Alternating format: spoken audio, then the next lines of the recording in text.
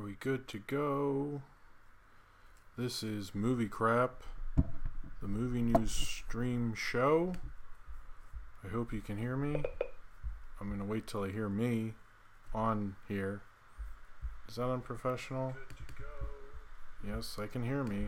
That's good. Tweet it out. Make myself look presentable. Well, I won't. But I'm here. Okay, I think hopefully it's in sync. That's always an issue, but let's just do it fast and loose. We don't have a ton of movie news this week, but there is stuff, and the Cats thing is crazy in itself, so that'll be fun to talk about.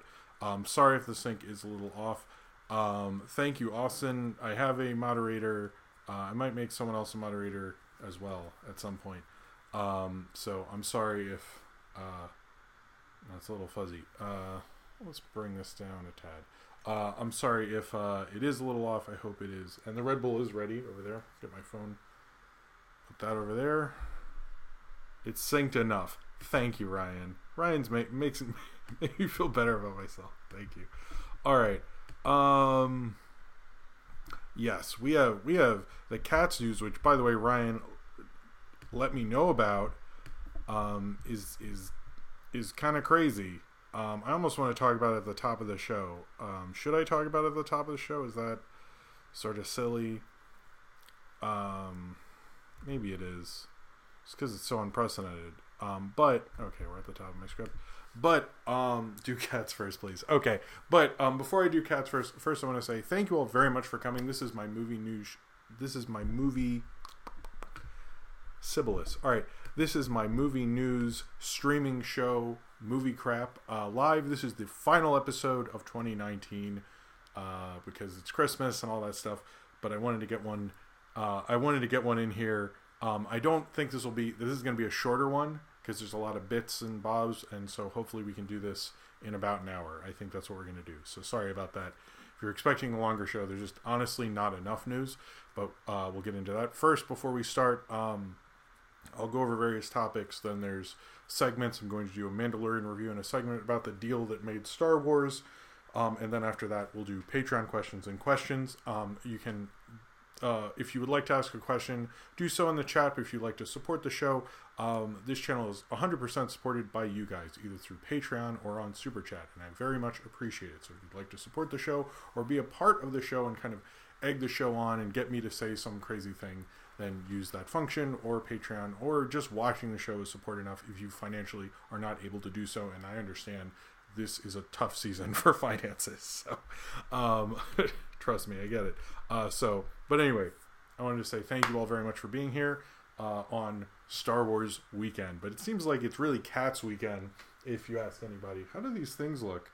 I didn't even look at, is everybody in there? Can we even see Servo? Do you like this McDonald's toy of R2 that Sophie got and I have used for the show? You're watching this with your dad? Hey, what's up, Dad? All right, anyway, so Cats. This is the big story that's just breaking now. That's basic. We don't really know a ton, so if you're watching this days after the stream, this was Saturday night at about 10:30.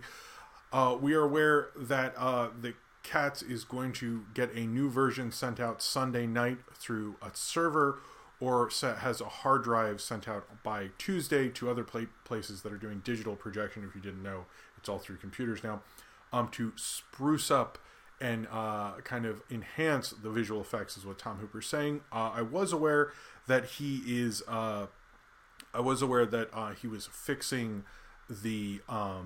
I was aware that he was fixing the visual effects up until The Wire, like up until the premiere. So it was that close, and that was public knowledge. But no one's ever heard of a film mixing.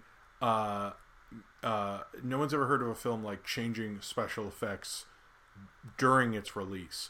I had heard on some screenings people seeing James Corden's arm, like it was clear the visual effects weren't done. I didn't get a picture or a visual of that. I'm actually very curious what happened with that, what was going on. So this is very unprecedented. I've known that they could do this for a while, actually, and I had heard from a friend when they did the Avengers thing that they're like, yeah, they're just uploading it's just coming from a server, or they're sending a hard drive, and they can do it very quickly. So they could, apparently the studios knew they could do this, which is distressing, but and brings up a larger thing that they could change a movie mid-release, which kind of helps why we've gotten so many specialty releases nowadays. It used to be harder because they'd have to send out new prints and it'd be expensive, but now with like hard drives and stuff, they can do that quicker. So it seems like they're going to take advantage of that. But if you're like, I want to see the unfinished, the the kitty cut, if you will, of Cats. To my understanding, you have until Sunday night in most theaters, and in others till Tuesday. So call your local theater and ask, can I see the kitty cut? Let's call it that. Let's you know. And I know there's apparently Cartoon Brew brought up that there's films that are like Peter Rabbit was done on the wire. We brought up the Sonic the Hedgehog thing, but this is completely unprecedented and crazy, and I'm totally surprised they're doing it. But if you want to see it with unfinished special effects, you have literally days and probably hours. Just leave after you watch this, of course. And if you see it tonight, I can guarantee you'll get the unfinished visual effects. But tomorrow, it might change. So that's pretty crazy. It reminds me of what I was saying about the Shining Lost Film File, how they cut out a scene midway. They're not cutting anything out. The runtime apparently is not changing, but it does distress me that if there's a controversial scene in a movie that's in theaters, could they take it out during its release? And that's crazy. That's worrying. So this opens up a larger moral and a context for films and their release that honestly we really should be talking about, and makes me worried. Are we going with hashtag the kitty cut? I sort of like that. Or can we just call it the Snyder cut? Let's just call everything that can't get released the Snyder cut. Like, I think that would be funny. Wouldn't it be funny? I think it'd be funny. All right, so moving. Oh, also I wanted to say, let's be chill about Star Wars spoilers in the chat. Not everyone has gotten to see Episode 9 yet, regardless of our feelings on it. I think whether we like the decisions or not, I think people would like to be surprised. So no one's done that yet, but I just thought I would add that as a warning. So the Pendleton Ward announced a new show that is going to be on Netflix. This is his first show. He's suddenly has a lot of things in development with Catbug, which I previously announced. Oh, hold on. Zane Power says, "Hey Jim, I unfortunately can't make it for the end of the year episode, so I wanted to swing by, give some support, and say thanks for such a great show." Thank you very much, Zane Powers. You get the inaugural, whatever, Red Bull swig, I guess, of the night. So thank you very much. And thank you for the support. That came out weird. Spoiler alert, Star Wars is a movie. How dare you, Ryan? How dare you tell people Star Wars is a movie? So Pendleton, thank you very much, St. Powers. I appreciate the support. And you have a happy holidays. Thank you for stopping by, even if it was very briefly. So Pendleton Ward has a new show that he is making at Netflix. It is called The Midnight Gospel. It is developed with him and Duncan Trussell.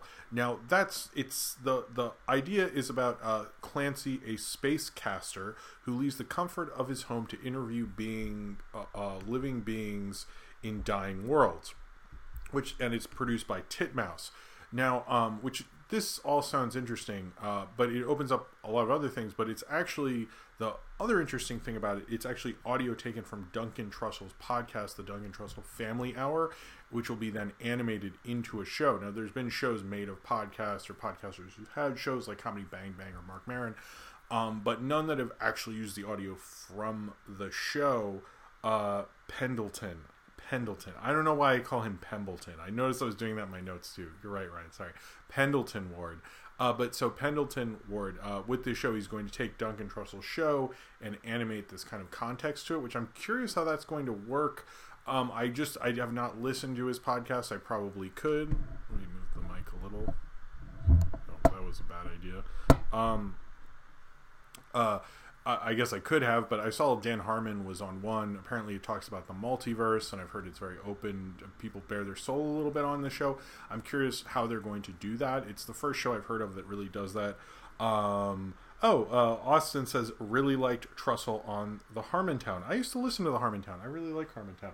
Thank you for the support, Austin. Cheers to you. Just say Penn Ward. I should say Penn Ward. That's a good point. Ryan. So, Pendleton...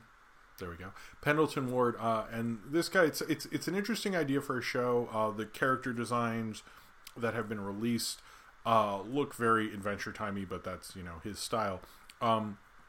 It's an interesting idea for a show because no one's taken the audio from a podcast and done that. That's effectively also, sort of what Knockforce was, of people having a conversation, animating to it. And he was actually a fan of Knockforce, believe it or not. I've never met him, but I do know that for a fact. But it's an interesting idea. I'm curious what he's going to do with it. It also is interesting that he's not working on HBO Max. Every one of these reports brings up, well, Adventure Time's doing these miniseries on HBO Max. I don't know how involved he really is in that, but the fact that he is not going to Warner's after having, like, arguably one of the biggest shows of the 2010s and probably the biggest cartoon and most influential cartoon of the 2010s is very telling and showing you what's changing at HBO Max. I find interesting. Or maybe Netflix was like, you can have full creative control, and he didn't really care. I don't know of any internal struggles, but it opens up that possibility. Oh, you know what, Ryan? I think you're right. The Ricky Gervais show would count about that. You're right. That's a good question. That's a good point. I forgot about that. Good point. Well, I guess this is more taking it in a weirder context than that one did, because that's being very literal, and to my understanding, it seems like they're taking this audio and changing it into something, but maybe I'm just interpreting it that way from the reports we have so far. So next up, Green Eggs and Ham has been picked up for season 2. I swear... Oh, Zane Power's back again. Okay, before we do that, also wanted to ask thoughts on movies. Coonskin, White Chicks, and Battlefield Earth. Also, can I help you research Sonic films since I know a ton? Sonic, if you want to send me anything, that would be great. Hold on. Thank you for the support, Zane Powers. But I don't know much will change my opinion on it. Harmon Quest also. I'm sorry Niji Kichu is stuck at the mall. Please. The mall, let Niji Kichu go, please. I'm sorry, that sucks, especially in the holidays. I hope you get home okay. Anyway, so Zane Powers also wanted some thought. Okay, so Coonskin, I haven't seen. I need to review that. I'm on a quest to eventually review all the Ralph Bakshi stuff. White Chicks, I've never seen. Battlefield Earth is painful. I might, send me what you know about the Sonic film if you know anything interesting. But I'm probably just doing a review. I might do another time-lapse Sonic thing, if you remember when I did that. But I would be open to hearing what you know. So, message me. We'll go from there, Zane Powers. Thank you very much for the support, by the way. And thank you for coming in again. All right, so Green Eggs and Ham has been picked up for season 2. I honestly thought everyone knew that, or I don't know why I thought that. But it is going to only be 10 episodes versus 13 for season 1. It's going to be called Green Eggs and Ham, the second helping.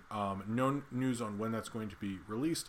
I know this is made by Warner Brothers, which is kind of interesting since they have HBO Max as they're letting this go to Netflix. But I guess it's obviously a deal that was made before HBO Max was like a full thing or whatever. But I think it's interesting that this show is continuing in such a way. Also because I believe the show covered the book in the first one, so... but it was pretty strong. I haven't actually finished it, but I think that's really great that it's coming back, because I haven't heard a ton of, like, I know a lot of animation nerds that like it. I unfortunately don't know any. Yeah, I know a lot of animation nerds who like it, but I don't know any kids who like it, which worries me. I saw they had a Subway kids meal for Green Eggs and Ham. I don't know how many kids actually do that. But I think it's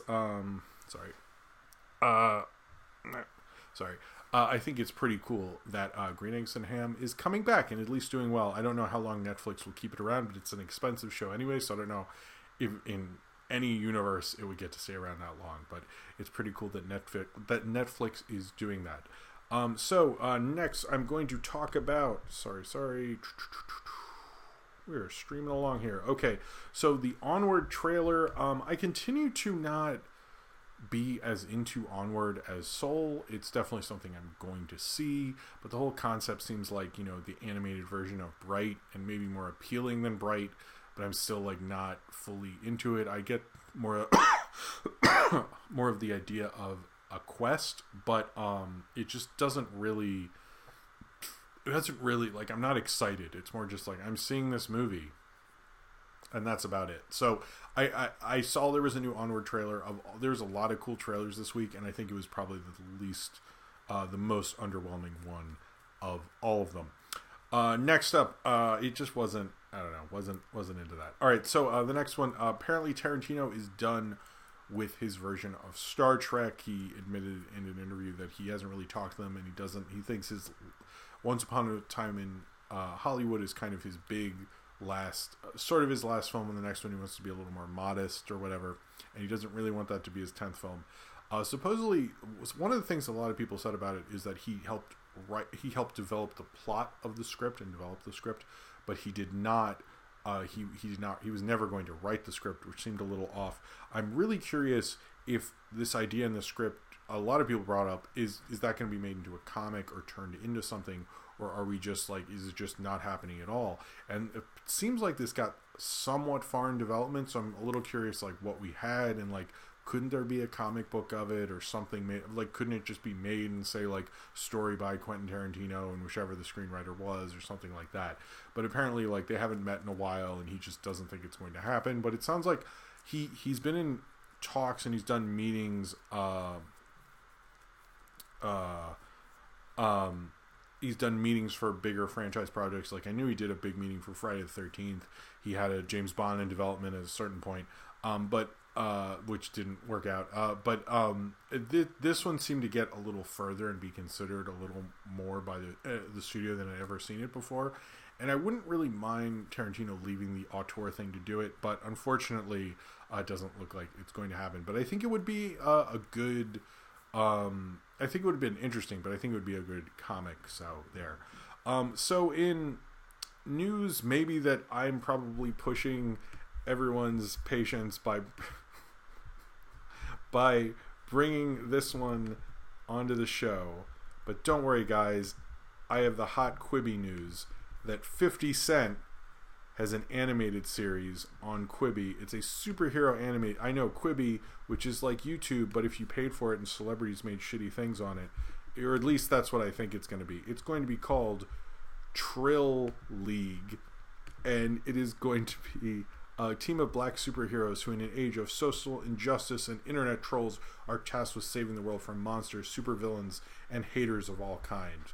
Anyway, Quibi sounds horrible, and I have no clue how that's going to make any money, but everyone else sounds like they're taking it sort of serious, and 50 Cent, this sounds ridiculous. So I can't wait for in 10 years Pan Pizza to make a video about this and joke about Quibi. Quibi, to me, is sort of like Channel Awesome, but if famous people were on it. I just don't think Quibi's going to do. Oh, it sounds like it's gonna be so bad. I just don't know anyone who'd sign up for that garbage. But anyway, 50 Cent is going to have an animated show. Like, this just sounds like rich people who have a lot of money making YouTube channels, but they're making you pay for it. Just make this a YouTube thing. Like, why is this a separate thing? No one's gonna go to Quibi, until 2 years from now, where I'm like, look, guys, Quibi, it's just a better deal for me. I just, it'll just work out better. Two kind of bits of news for Universal. Went too far. So first off, Dean Deblois, who's kind of just been like coming up with development deals and doing things since How to Train Your Dragon wrapped up, has kind of signed a deal with DreamWorks and Universal to kind of have a first look development deal with both their live action side and their animation side, with specifically DreamWorks, not Illumination. Mostly because he came from DreamWorks. He has Treasure Planet, which is a Treasure Island, which is in development at Universal, and Micronauts, which is in development at Paramount. He's developing things at other studios, but it sounds like Universal would like to keep him in the fold, which is actually really good. I'm surprised at, because How to Train Your Dragon 3 sort of came and went. it's cool that the industry seems to really be embracing him, and he seems to be a hot property. Like, everyone seems to really want Dean Deblois to be, or Deblois or whatever, be, I'm sure Ryan will correct me, being like a major filmmaker, and I think that's really cool. So I'm excited for what he's going to do, what his first live action film, and Chris Sanders, who co-directed Lilo and Stitch with him, is doing Call of the Wild, which is coming out soon, which looks horrible. But it sort of stinks because I was watching parts of Lilo and Stitch tonight, and I was like, man, I sort of like them together a little bit more when they're separate, but I still think they're both very talented. All right, so the big news in animation. I need some water. Hold on. I need some water. I have water in a Red Bull. It's Deblois. Is it really? Dean Deblois? Is it really? I question that. All right. Anyway, so the big news, I guess, in the Legoverse is that the Lego franchise has not re-upped its deal with Warner Brothers and is considering making a deal with Universal, although they've talked to other studios. This is mostly because of the failure of Lego Movie 2 and how they handled the franchise. Particularly, everyone mentions Lego Movie 2, and then Ninjago. I think Sophie does sort of like Lilo and Stitch. We're getting her more into it. How to say Deblois? Anyway, now everyone's... I'm not good at pronouncing things, as Ryan very much knows. But I don't really blame them necessarily for Ninjago, but I think it kind of came out maybe at a time where it felt like a bit much to release that, and it didn't play like its own separate franchise like I think they wanted it to. It just played like, oh, cool, another Lego movie for a lot of the public. Even though Ninjago is a pretty big brand, but I think it didn't really play that way for most people. Even though Lego Batman and Lego Movie are fairly well remembered, Lego Movie 2 really didn't go over well. I know there's going to be someone in the chat who's going to say I love Lego Movie 2. But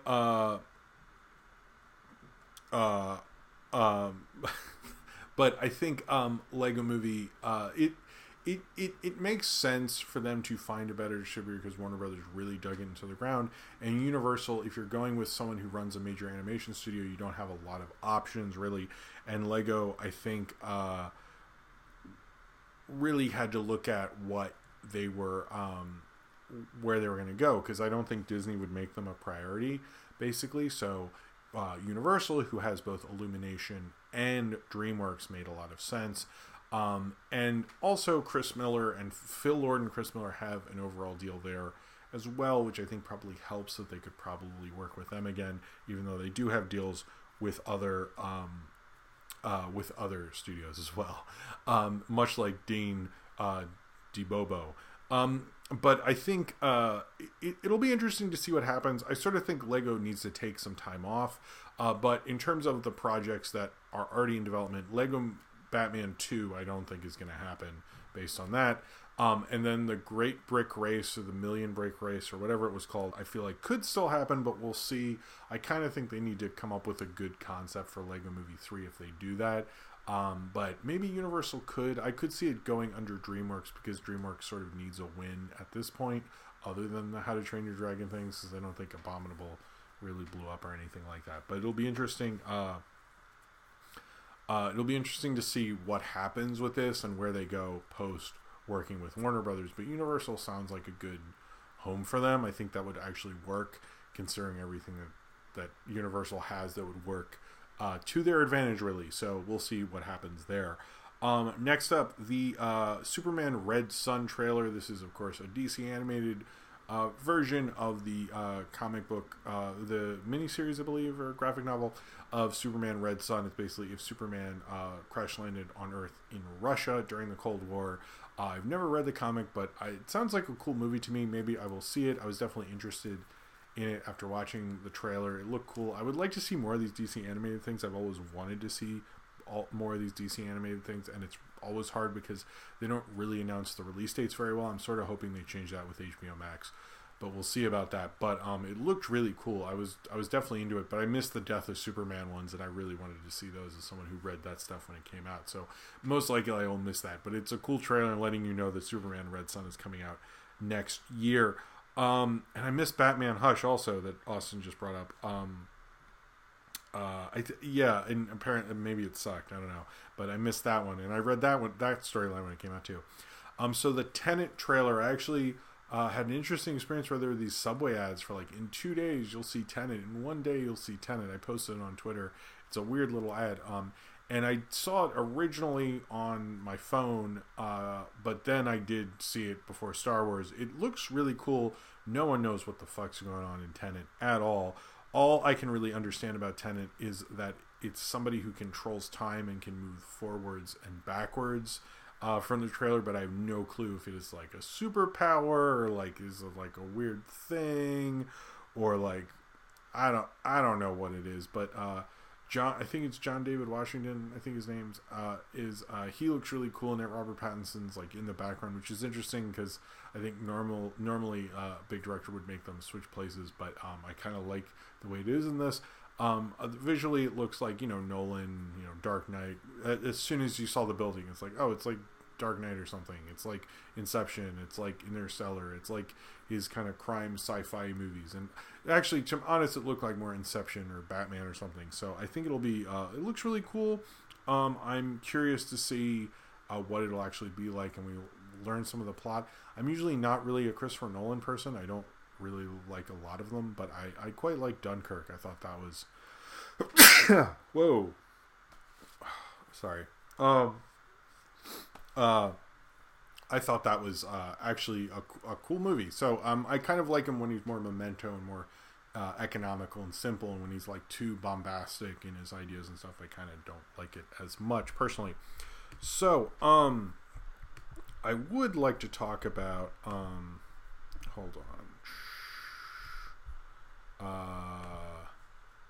Some Oscar-y stuff, but thank you, Austin, for bless you. I would like to talk about some Oscar-y stuff, but first, and this really broke right before. There's a lot of stories breaking right before. It's kind of funny. I am going to talk about Jackass 4. Don't worry, I see that keep coming up. New Mutants is back on track with the original. With the original director, Josh Boone, is more involved, and they've gotten rid of Simon Kinberg, who is more involved in really running the X-Men things at Fox. Marvel is sort of taking control of that production. Supposedly, we will get a trailer in January. This is good news because I think Josh Boone wanted more of like this interesting horror thing. And I have to say, I'm a huge fan of the Bill Sienkiewicz, Chris Claremont run. It's like one of my favorite comics ever. It's a really big deal to me. I know Claremont and Sienkiewicz did a new comic, which my dad got me for Christmas, which I wanted to read and review on here, and I never got to. So maybe when I come back in 2020, but or before New Mutants, that probably would make more sense. But whichever. But I think I really like that storyline. It's dark, it's scary, it's weird, and I'm really interested in the fact that Marvel is committed to making it dark and scary and weird. This is really the first X-Men property that they've done anything majorly with since Fox was bought by Disney, and it's kind of interesting that they're trying to like kind of correct it and make it work. I don't know if because they're doing those things it'll like get held back or anything like that, but I'm a huge New Mutants fan. I think it's one of my favorite stories, the Demon Bear story, so I'm very excited. I'm glad it's like not getting messed up by Simon Kinberg and he's like completely uninvolved. He shouldn't be involved at all. I'm surprised we haven't gotten Deadpool 3 news from Marvel, to be honest with you, but it's interesting that they're at least like, hey, let's fix up this New Mutants thing because it's like our responsibility, and that they're at least trying to get this to be as good as it possibly can. Makes me think like maybe they have some faith in this. Maybe they think they could actually get this to work, and hey, if it becomes a hit, we could get a New Mutants franchise or something like that. We'll see what happens with that, but it is interesting that Marvel has decided to make it good, like the natural project that made me excited in the first place, and also because that's a good storyline in comics. So it shows me that they at least believe in their directors more than Fox did with X-Men. The only directors they believed in were Simon Kinberg and Bryan Singer. Anyway,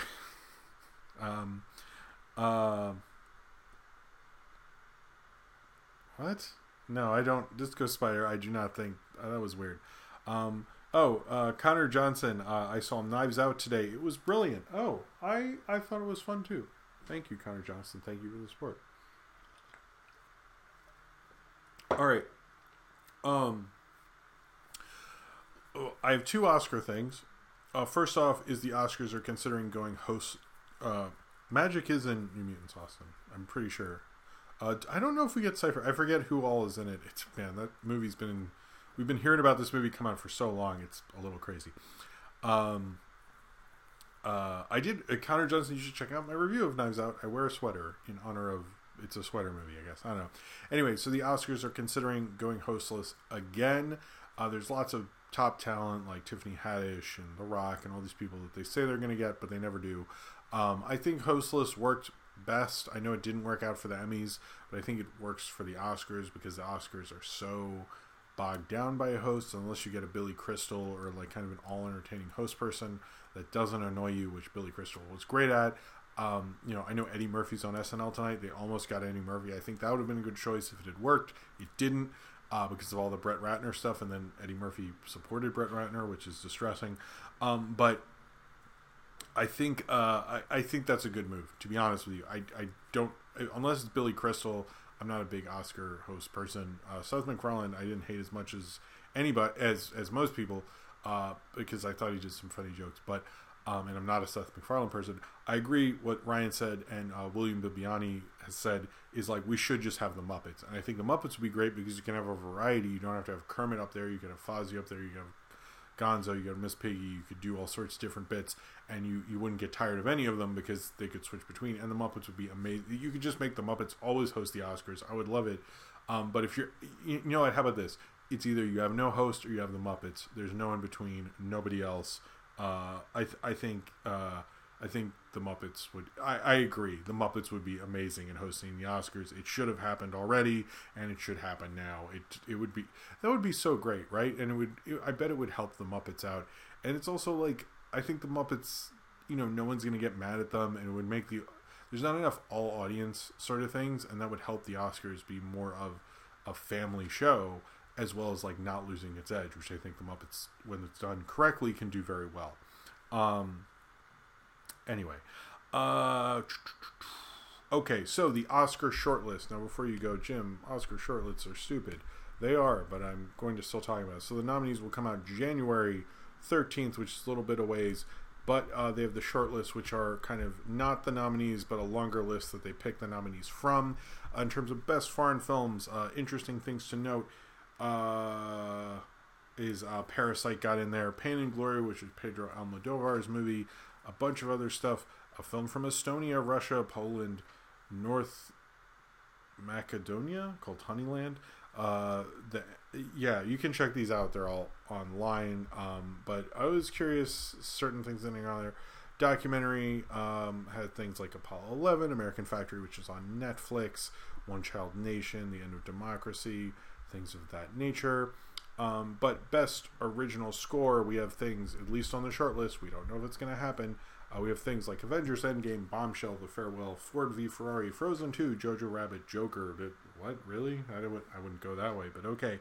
The King, Little Women, Marriage Story, Miles Brooklyn, 1917, Pain and Glory, Star Wars, The Rise of Skywalker, and Us. That's for best original score. They'll pick the nominees from those lists. Again, these aren't exclusive or anything.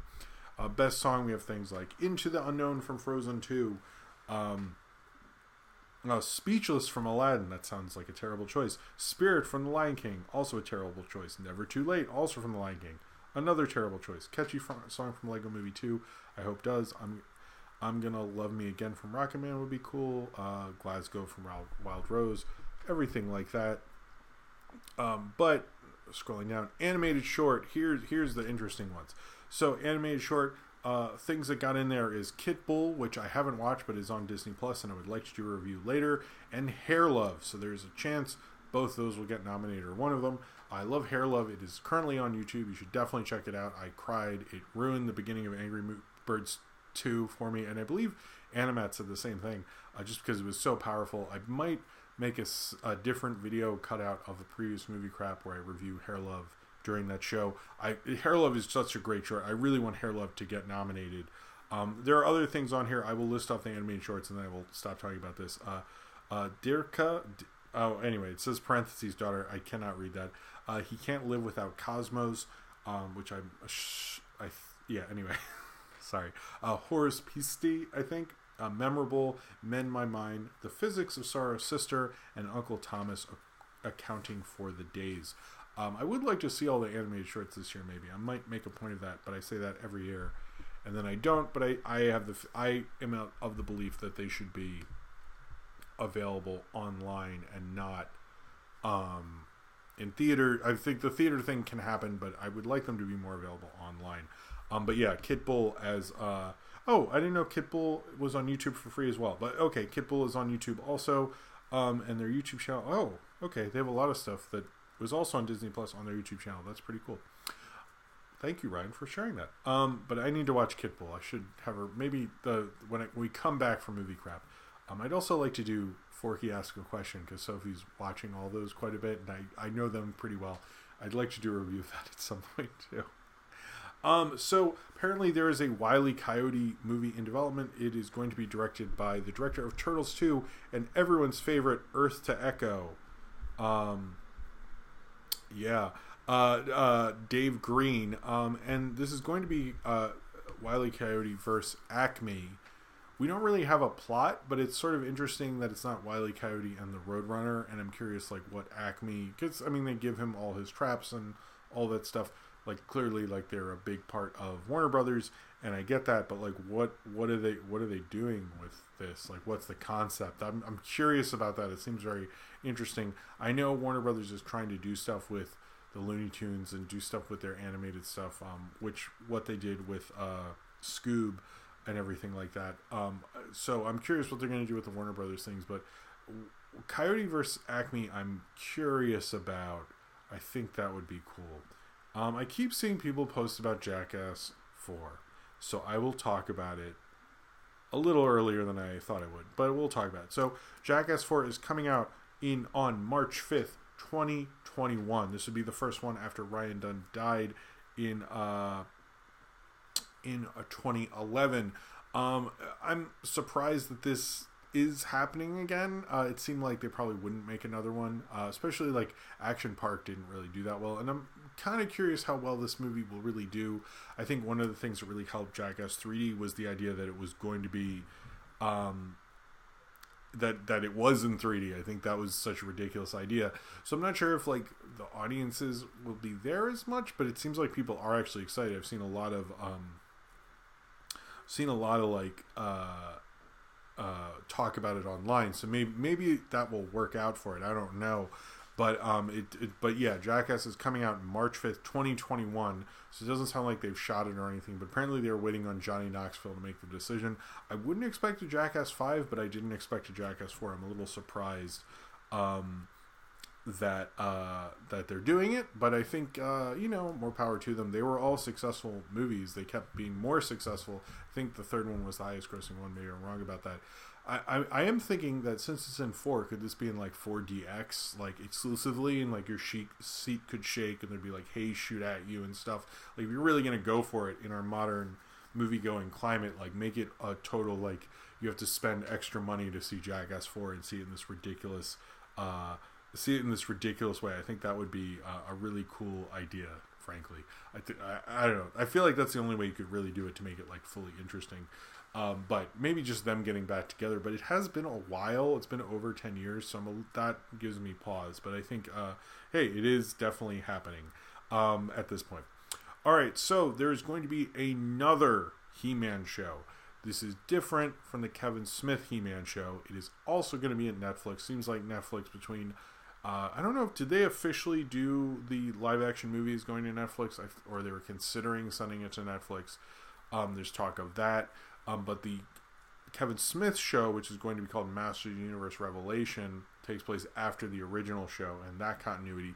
This is to introduce Masters of the Universe to a new generation, and it's going to be a CG show. It's just going to be called Masters of the Universe. Or He-Man Masters of the Universe, sorry. I don't know why all the He-Man stuff. I grew up as a He-Man kid. I saw Master Universe, the live action one, in theaters, so this is very much appealing to me. I know She-Ra has been very successful, but I don't understand like why He-Man gets 2 shows. That seems weird to me. I mean, I get that they're like, let's put these in separate, appeal to separate people, but like, couldn't Kevin Smith do that, or is Kevin Smith like uberly violent or something like that? I just don't. I just sort of don't get the motivation behind that. Like, why are we doing 2 at once? That seems very weird. It honestly feels like prestige. No, it feels like, sorry, streaming service. Kind of like the excess of streaming services that they're like, hey, we could have 2 He-Man shows at once. I'm like, it's not 1986. I'm curious about them. I'll probably watch both or give both a try, but I don't think like He-Man, like the She-Ra idea was really interesting and innovative. I don't know like what the take on this is other than like, let's introduce them, let's have a more modern take on it, but I sort of don't see it. I like do the one that Kevin Smith's involved in. This one I'm like do it after maybe, but not at the same time. That just seems weird to me. And people are going to get confused going through Netflix. It's confusing enough going through Netflix. You're going to have 2 He-Man shows. Like, they're going to have to stylistically look very different from one another. It seems like they're going to, but we'll see about that. Yeah. Anyway, sorry. Where are we on this? Sorry, I've been like bumping around. I had like an order, and then we're moving things around. So I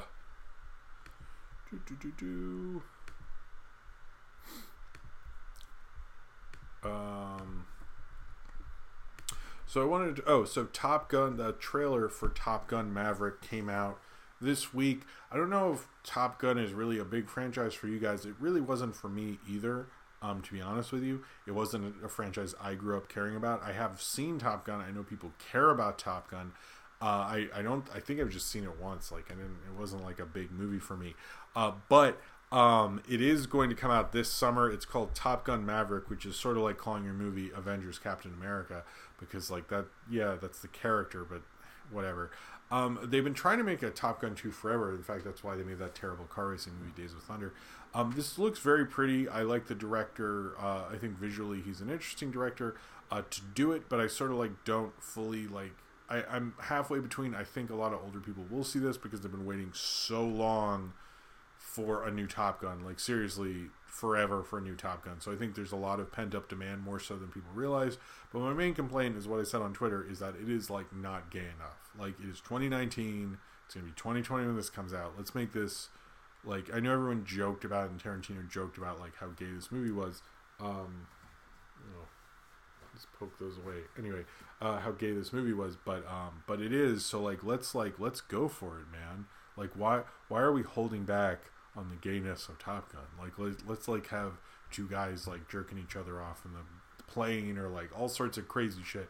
Like, I really want this to be, like, as gay as humanly possible. Like, the fact that we're holding back is ridiculous. Like, we need to bring this to be fully gay as shit. You know, it's like, I know Tom Cruise doesn't like to talk about that stuff, but, like, come on, it's Top Gun. We all know, man. Just, like, let's just go into it. Let's just go into it hard. Anyway, I just think it looks fine. I just don't care that much about Top Gun, but it happened. So I want to talk about 2 movies that bombed this past weekend. Black Christmas and Richard Jewell. Oh, thank you, Sergio. Thank you very much. I appreciate you too. Thank you for the support. A lot of great quotes tonight. First off, so what was I gonna say? So Richard Jewell bombed. I think the main reason that bombed is, and I haven't seen it, but I've always been interested in the story. It's an interesting story. I don't know how you tell that story without people bringing up that it's talking about fake news or something, because that's just the story. I mean, I haven't seen the film. Maybe it's very extra conservative, but part of me was like, oh, it talks about fake news. I'm like, I mean, I think if anyone had directed it, proclaim that. I know Clint Eastwood is very conservative, but I'm not trying to get political. But I just feel like there's like only so many ways you can read that story. It's a very interesting story. I've watched a lot of documentaries on it, and if this film had come out in September, I think I would have seen it, and I would like to see it. But there's too much happening right now in terms of life and movies and everything that I don't think I'll get to catch up to it, which is a shame because I was actually interested. I just think it was a bad release date. I think they thought like, oh, we'll shake up the Oscars, but they should have. I really hate that studios do that. I wish they'd think more financially than like, what if we get an Oscar and then it'll do well financially? I'm like, what if you just release things well? But whatever. Black Christmas, I get why they released it now because it's like Christmas season. My main issue with this film is that they were advertising the third act. Like, it's fine if the girls who get stabbed in a slasher movie fight back. Like, I have no problem with that. But like, let that be the twist that I go and then tell people, hey, wasn't it really cool when they did that? Apparently this movie sucks, and even like people who are horror fans that never hate stuff like hate this movie. But I noticed all the ads were like the girls fighting back, and it's like, that's not the whole movie though. That's the third act. I've never seen someone do that before. I thought that was a damn shame. They shouldn't have done that. I think Black Christmas, like, it is a notable horror film, but it's not a brand. And this is the second reboot they've done in this millennium. And I think it's just like, cut it out. Like, unless you have a really good one. I recommend 8 Crazy Nights instead. It's perfect. Thank you, Boxy Ox Winkle. I think I got that right. Thank you very much. Thank you. Got some Red Bull in my eye. Now I'm seeing faster. I'm seeing too fast in the future, guys. It doesn't end well. No, but thank you. I saw like Crazy Nights a long time ago in like someone's apartment at a party. Ryan Walterson, this is the best quote about, I think this is the best review of Black Christmas I've read. I've got nothing to say about this new Black Christmas other than that Carrie Elwes is in it and I met him and he's cool. Well said. I think that's all we have to say. Sorry about Black Christmas. I just wanted to talk about those two because I thought they were interesting bombs in terms of studios should have understood how to market them better. I don't think Black Christmas may be a good movie, but I think it should have been marketed. And don't market your third act. Like, people, I always hear people say like trailers are crap because they reveal too much. But like that one, like literally is like, here's all of it, and then they're like, by the way, we're gonna market all of it too, like really hardcore. We're gonna see if that works. Like, people hate that. One of the things that made the Tenet trailer cool is like people were talking about it after Star Wars because they were sad because they just saw Star Wars. And they were like more talking about that, and because it's provocative and it makes you think and it makes you question, wonder, and there's fan theories. And in Black Christmas, you're like, oh, that's the twist. Like there's no arc for you as an audience member, even if it's good or not. Anyway, I'm gonna leave this alone. Is 8 Crazy Nights that perfect? I don't know. Is it like Uncut Gems? But I want to see Uncut Gems really bad. I need to do that. Anyway, so there's a new animated film called Housebroken that's in development at Fox. It's being developed by Clea Duvall, who I've known from being in things but can't remember what she was in, and Sharon Horgan, whatever, or who did Catastrophe, which I really liked, and had Carrie Fisher as well. And also did Divorce, which I don't like that show at all, really, even though I watched like almost the whole season for some reason because I'm old and stuff. It is apparently it will explore human dysfunction and neuroses through a group of neighborhood animals who live in the suburbs. The star-studded voice cast has Lisa Kudrow, Clea Duvall, and also includes Horgan, Nate Faxon, Will Forte, Tony Hale, Jason Mantzoukas, Sam Richardson, Brisha Webb, don't know who that is, and Greta Lee. And this is going to be on Fox, like the channel. Could be interesting. Also sounds like, hey, it's an adult Secret Life of Pets, which sounds stupid. So I don't think I don't think too much of that. We're getting towards the end here. Hold on. Sorry, I have like a picture in here. Anyway.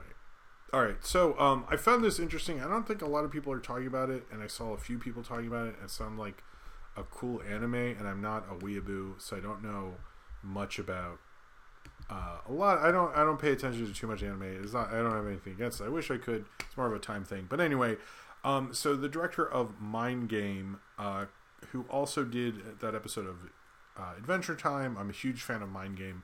Also did The Night Is Short, Walk On Girl. And it really wasn't making anything. It was having a hard time making stuff. And then this really kicked things into gear the past couple of years. Miysaki Yusas, who I'm a huge fan of, and I would like to keep up with all his TV work and his features. And it's been hard to do both because he just has too much. I should just do a week of his stuff because I think he's really cool. But he has a new series, and it's not coming out for a while. And it's about like kind of these girls who want to make an anime. It's called Keep Your Hands Off eizouken. I don't know how to say that. It's eizouken. And it's about a bunch of girls who want to make anime one day, and it looked kind of cool. It's like them going into the world that they drew through their notebooks and things like that. It's a cool trailer. I'm excited for the show. There's no planned U.S. dub release or subbed release or anything like that, but that looked really cool. And there's not enough animation about people making animation, and specifically anime. I thought would be. It looks cool. It looks really cool. It's a project I'm excited for. I need to keep up with him as a filmmaker, and this looks like an interesting project. And he's very imaginative and expressive, and I think this is a good project for him. Around the hedge? I don't know. Around the hedge and over the hedge where the hedge isn't what you think. What is going on with this hedge thing? It's Jackass. Yeah. If someone wants to do that, it's Saturday night, All right, so Long Gone Gultch. Apparently, the pilot is coming in 2020. Obviously, I'm semi-connection. I don't know them that well, but Nolan loves them. And I helped introduce them at MomoCon. And I really like them, and I like what they're going to do with the Western genre. But they basically said the reason they need some more time to get things finished at the moment, they're in the middle of cleanup, background color, and the scoring of the music. After that, they have to do is composing in After Effects and final mixing and tweaking. It sounds like they have a lot of stuff, and they're going to be sending out Kickstarter goals if any of you contributed to that Kickstarter. But it says coming in 2020. I have a lot of faith in this because after Has-Been Hotel really blew up, mostly because of Vizibomb, whatever her name is. What she did, I'm not doing well with pronouncing things ever. What her pilot blew up. I think there's kind of an excitement about independently made animated pilots right now. So I think this could be potentially the next big one, and it should be, frankly, because it looks really cool. So I'm excited for when that comes out. I don't think I could review it because I semi know them and all that stuff, but maybe I'll do a review on here or something like that. But I think it'll be really cool. I'm very excited. It doesn't have a date in 2020. It just says it'll happen in 2020. So the next thing, man, we're really speeding through this. Not as fast as I thought I would, but pretty faster than usual. I don't think I'll finish before SNL, so I can just fast forward, which will be nicer. So Blumhouse is going to be remaking Firestarter. I've been hearing about a Firestarter remake for a while, and it makes sense that we would, because Stranger Things heavily borrows from the plot of Firestarter, so you'd think someone would try to get on that. But at the same point, like, aren't most kids going to be like, isn't this Stranger Things? So anyway, they're making it. It's with the director of this film called Vigil, which Blumhouse is going to buy the distribution rights for. It seems like they really are into making this Firestarter remake. I'm sure it'll do well if you keep the budget low enough, but I just kind of feel like it's a little been there, done that, because 11's storyline is pretty much Firestarter. Like, when I was watching, I was like, this is Firestarter, like a twisted Firestarter.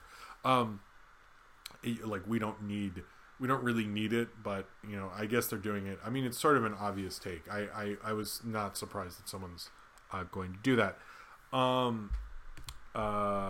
Yeah. All right. So James Cameron has said Avatar and its sequels are sort of like animated films. So then Cartoon Brew was like, see, it's why can't people admit it? And I'm like, I don't really care. It's fine. Filmmaking's changing. If animation's being used in more live action settings, that's perfectly healthy and fine. I think Cameron, I'm very curious to see what he's going to do with Avatar 2. There's a lot of shit talking, but I'm going to tell you this, and I tweeted this week, and I firmly believe it. The narrative on Avatar that we know now is going to change when Avatar 2 comes out. If Avatar 2 is successful, all these takes about how no one remembers it, no one cares about it, it didn't make a dent, and all this stuff, when it takes over pop culture again, which, by the way, if it makes half of what it did, that's like the gross of Black Panther. I think Avatar 2 is probably going to be okay. So I would just wait. Everyone needs to chill. I know it's been a while. I know there's not much to say about it right now. But when it happens, never underestimate Cameron. Although this seems like almost too ambitious even for him. But we'll see. But yes, he's admitted it is mostly animated. So it's like, I guess he admitted that. So there we go. Lion King's animated. Isn't everything better? Whatever. So Hayao Miyazaki has been working on a new film for quite we were aware he was working on a new feature. This is another Cartoon Brew thing. Well, I guess Cartoon Brew broke it. I don't know. They didn't make it up or nothing. But he's just working on it really slowly. He's making like a couple minutes a month, which is not very good. And some people are going like, oh, well, at this rate, he won't get done till this time and that time and all this stuff. It doesn't sound like the film's going to come out. It's called How Do You Live? All we know, it is taken from the title of a 1937 novel of the same name, and apparently it's not an adaptation. But the book is a coming-of-age adventure fantasy following a 15-year-old boy and his uncle. I'm no one sure what this is exactly, and he's, I don't mind if, like, in his retirement, he slowly makes a film like Takahata made Kaguya. So I think that's fine, and he should be allowed to do that if he wants to, just to like keep active, and maybe like he can let someone else finish it. Probably not his son because he hates him, but somebody. All right. So I think that is all the news. So I'm going to do a segment, and yes, a segment. I'm going to, despite that, I usually save the Red Bull for super chats. If someone wants to do that, we'll do it. That's fine. I just need a little bit of energy because we're getting towards the end here. All right. So,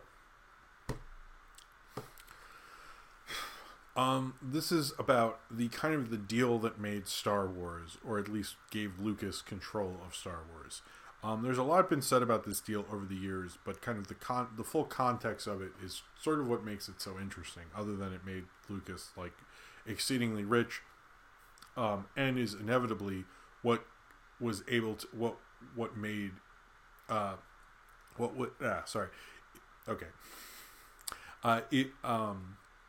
what inevitably let Disney end up buying it later and putting us into what Star Wars is now even.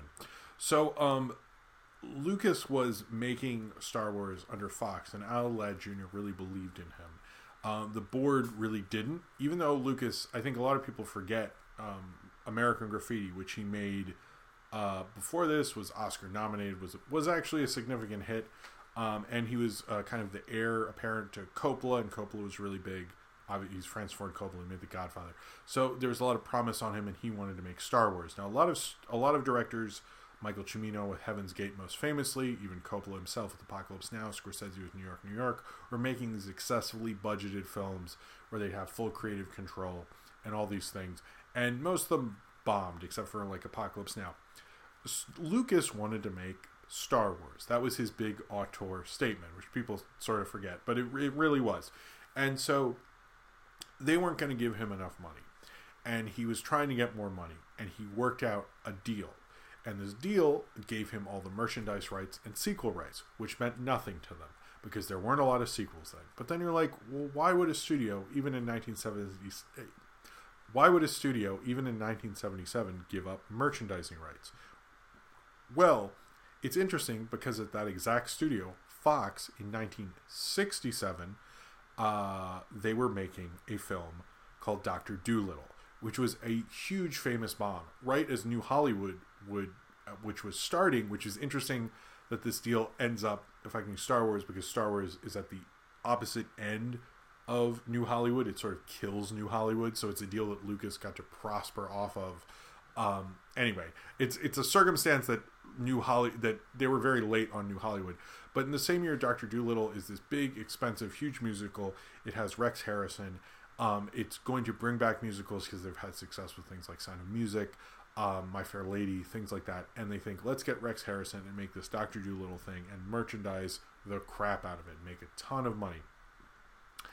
And this is the year of Bonnie and Clyde and The Graduate and Jungle Book, and you have all this interesting stuff going on, and then you have a stale, boring studio musical, and let me tell you, it didn't go over well. It did get nominated for Best Picture, but a lot of people believe they were sort of paid off to do it, which not enough people talk about. It's distressing, but they made a ton of merchandise to kind of, because this was going to be a huge hit, obviously, and they made so much, they made like over 300 products, and none of it did well. In fact, they ended up with $200 million worth of products that went unsold, and so 20th Century Fox was like, no more merchandise for anything. That sucked. And so they made the 300 projects that hit shelves were like Talking Dolls, a soundtrack, a cereal, dog food. There's this thing called Royal Shake. It was a pudding, and they had figurines with it. They had model kits. They had Mattel pull-out dolls. Put-out dolls? I don't, that sounds gross.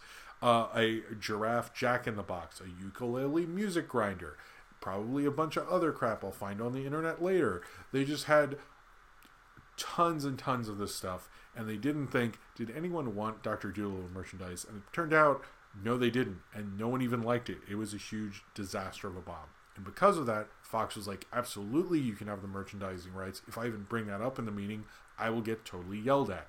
Despite the fact that Planet of the Apes, which is another Fox property, was selling like Mego toys and stuff, very sparingly. They kind of got more into that post Star Wars, but they were doing it at the time, but they kind of knew that was more of a cult thing. Planet of the Apes didn't become a huge thing other than the first one, and in that late in the 70s, Planet of the Apes was definitely a cult thing. So because of that, and because Lucas got all the sequel rights, every Star Wars film, Empire Strikes Back to Revenge of the Sith, were independently financed by George Lucas. He either got bank loans or paid for it with all the money he made off merchandising. Because of that, he could go to Kenner and make the toys exactly how he wanted. He ended up changing the toy industry because of that as well, and was able to do the comic books the way he wanted. So he's able to help Marvel Comics also. The ramifications of this deal are insane. It literally changed modern entertainment because 20th Century Fox, who no one knows who the executive is exactly. Many think it's Alan Ladd Jr. because he was very pro-George Lucas in this property happening, and thank God he was. And I thank God for Fox. But they ended up just being a distributor, and they didn't make...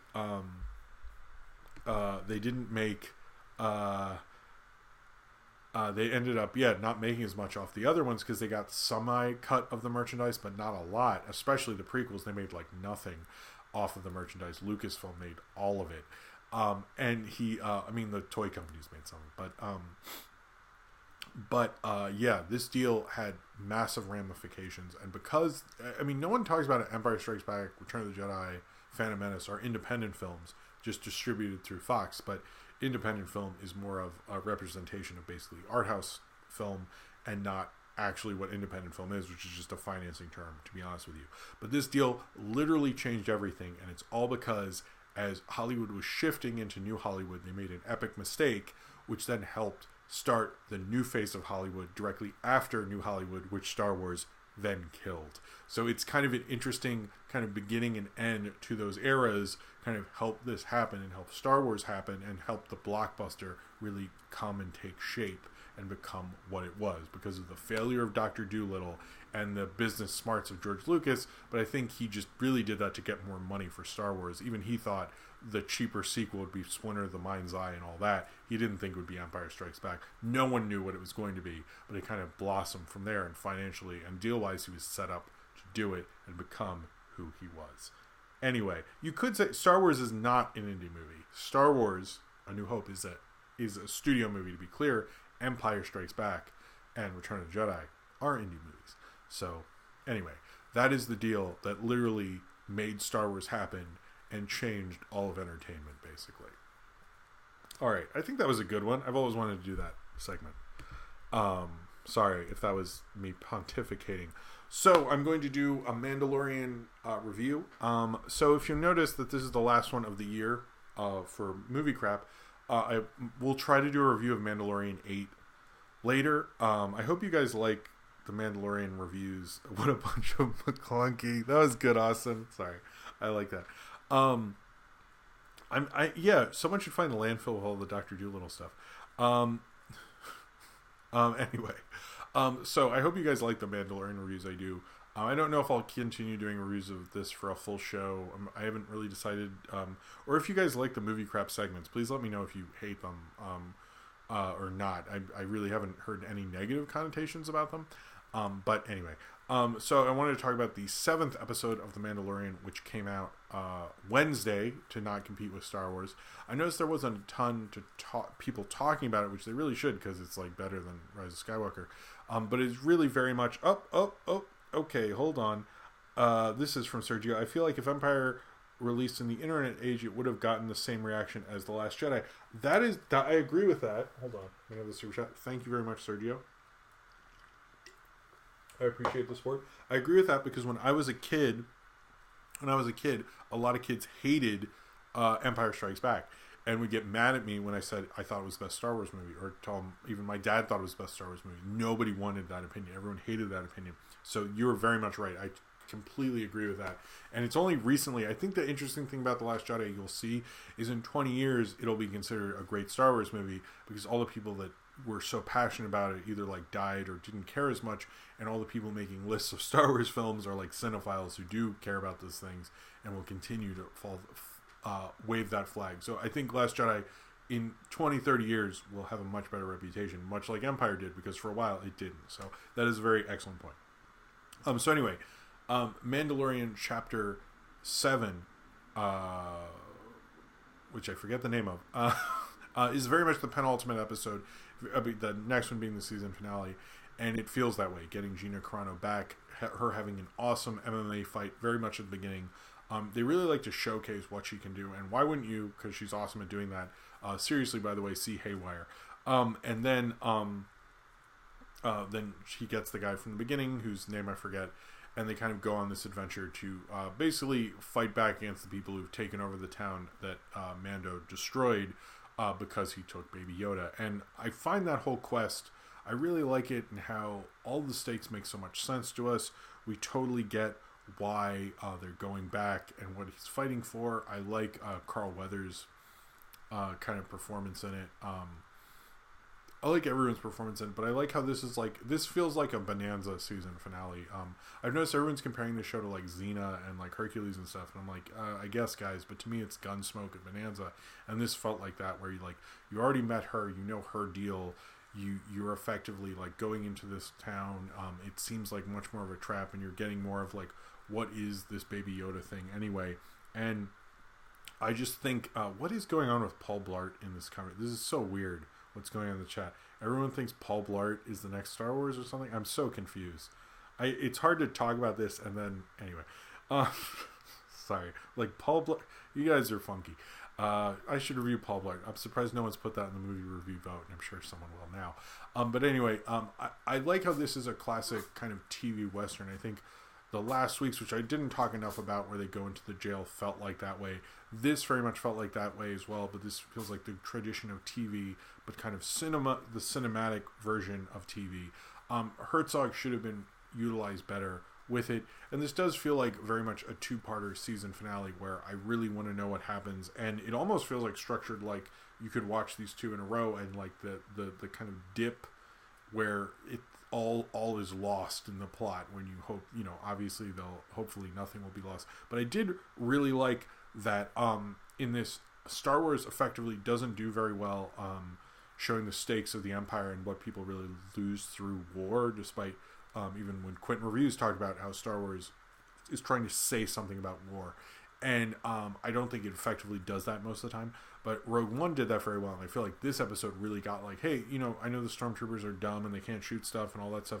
But this episode, you felt the terror of them. Even them being a lot of them, and how scary that could be, really. And I think that that was really well utilized, because then it makes the stakes higher, and it's not just like Mando coming in and killing them all by himself. Like, it feels very scary. I really like this episode. Apparently, it had a bunch of fans who dressed up as stormtroopers in the background. Even what they show up in was a toy that Kenner made that wasn't in the show that was in Rebels, and this is the first live action representation of it. That's all in the background. I love how dorky the show is. I really like this. I really love this show, and I like where it's going, but it did almost feel like because the show's so self-contained story-wise that we're getting like half a story felt a little weird. So maybe, when I watch maybe I'll rewatch it. If I ever did, I would probably watch these two back to back, because it does feel almost like against the show to just be like, wait, that's not a full story though. It felt weird, but I think it's more not the storytelling itself and more of my expectations while watching the story, which is a separate thing. But as of Mandalorian continues to be like the great Western show I absolutely need, and definitely the better Star Wars experience I had this week. I also like to add the monster kind of red faced kind of guy in the last episode is Mr. Krabs in SpongeBob, which I thought was kind of cool. So Mr. Krabs was in Star Wars. And this last one was directed by Deborah Chow, who I think is a really great director. I'd really like to see her do something on the feature side, and I think that would be really cool. All right, so next, I think we're coming towards the end. Sorry, this is like a shorter movie crap. There's not really as much news. I feel like we got to almost everything. Yeah. Anyway, I'm going to do the 2 Patreon questions, and then I'll do questions in the chat and everything like that, and then we'll call it a day for this year. All right, so William Ellman from Patreon asked, do you have a favorite cameo from a rapper in a movie? I would say the cool kids in Widows. I didn't actually know they had a cameo in Widows, or who they are probably. Snoop Dogg and Popstar would probably be up there. Yeah, that's high up there. I can't think of anyone off the top of my head, but I like when he goes surprise with Snoop Dogg. Like, that was really funny. There's probably a lot of Snoop Dogg cameos out there, to be honest with you. I would think I would go, Ice-T and Breakin'. I know it's like more than a cameo, but it is funny to see him. He goes back that far is a little funny to me. All right. This is from Will, who's not here today, but has been in the chat before in other episodes. And he asks, I feel with the recent release of Cats, it really showcases how much of a lame year for blockbusters 2019 has been, because we're all just getting the first real, unanimously agreed upon disaster. For me, a spectacular miscalculation made with effort is eons better and more interesting than a planned and safe product that nobody cared about and put no effort in. What say you? I don't know if Cats is that. I think most critics have been bringing up how it's like it's not good or bad, it's just this ridiculous nonsense thing, and it's kind of going into like almost the stoner idea of a Christmas movie, much like Aquaman was last year. I those films, what you're talking about, basically sounds like a cult film to me. But I don't mind blockbusters. I kind of take this and that, but it is always fun to have these like kind of epic ridiculousness that Cats or Aquaman really is, and I like that that's becoming like a December tradition because it kind of alleviates the year a little bit. It alleviates the tension. I think it is healthy actually to have these kind of movies because it makes you question everything and makes you go like, holy crap, what just happened? What the fuck was that, basically? And I think Cats really does that really well, and Aquaman did that really well, and I think it is a good thing to shake things up. I don't think every blockbuster for 2019 was necessarily safe. I think Endgame and so forth.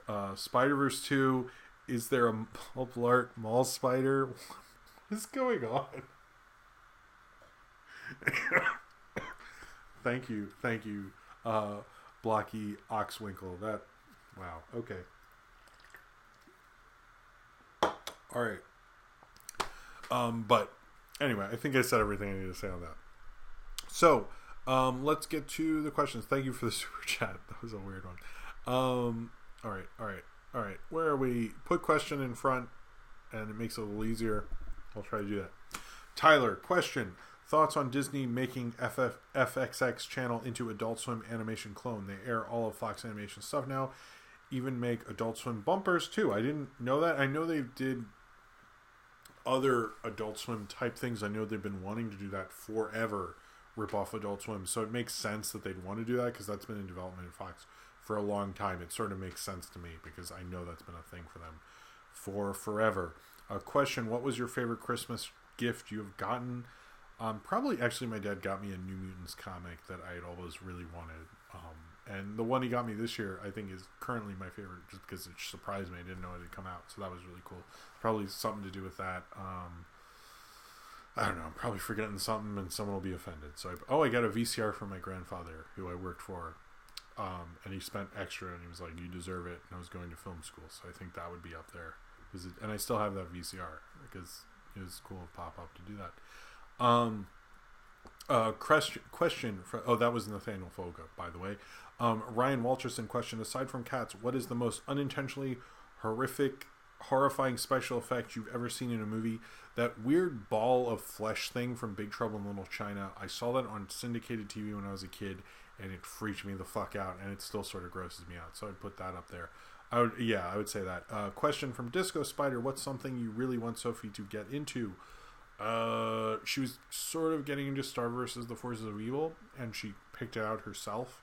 I didn't put it on for her, and I do sort of want to get her more into that, because I feel like that'd be fun for her, and be fun for me, because I would like to see more of that show.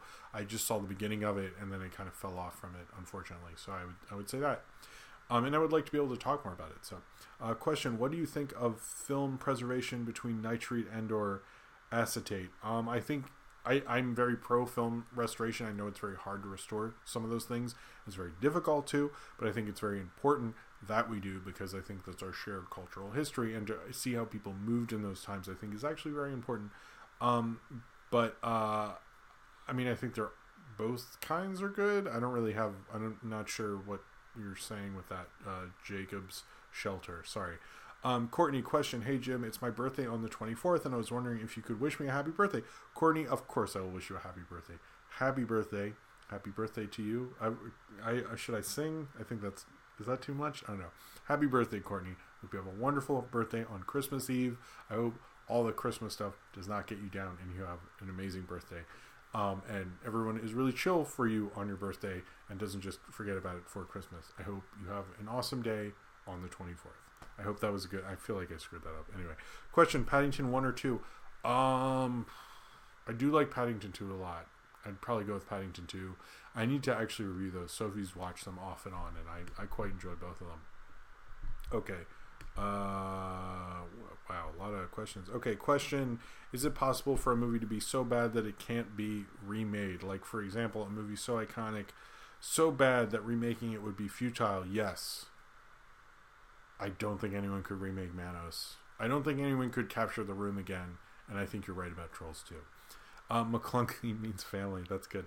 Fun fact, Monster Trucks came out in France first, December 21st. How fitting that the last movie crap of the decade is happening during the Monster Trucks anniversary. Sure, cornbread. That was a stretch, but okay.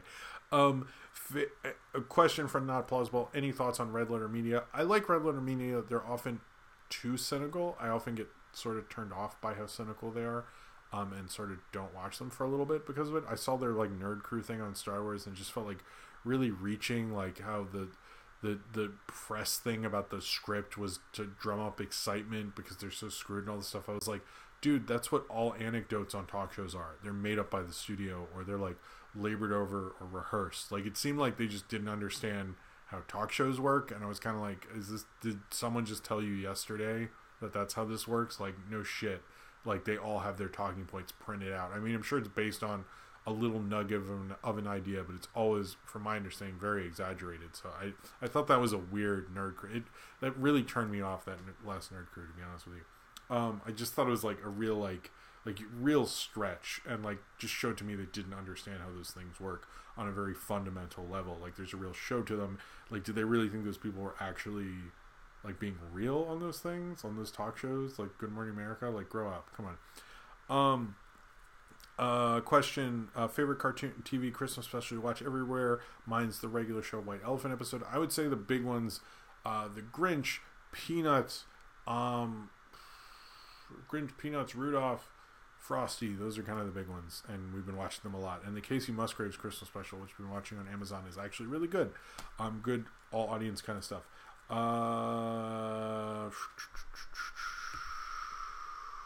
Question: have you ever had to deal with an ideas guy? Yeah, and I think they're stupid usually because they don't know how to actually do anything. It's like they're not really, I don't know. Adult Swim or MTV? Currently Adult Swim, maybe in Liquid Television days MTV, but I'd say most of when Adult Swim's been on, I would say Adult Swim. Kevin James should voice Spider. What is with you guys and Paul Blart? The first Paul Blart's fine. It's just the second one. You know what I mean? Question: 80s movies or cartoons that could get a reboot. Mask. Everybody thinks Mask. That should happen. I would say that one. Question: favorite and least favorite Christmas songs.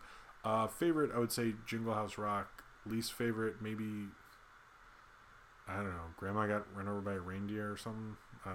Maybe like, I don't know. I don't really think I have a least favorite. I don't know. Question: what would be the worst song to play at a funeral? I used to say Freebird, and we played it at a friend's, and everyone cried. So I don't know. Not just because it was a funeral. We're like, this song is moving. I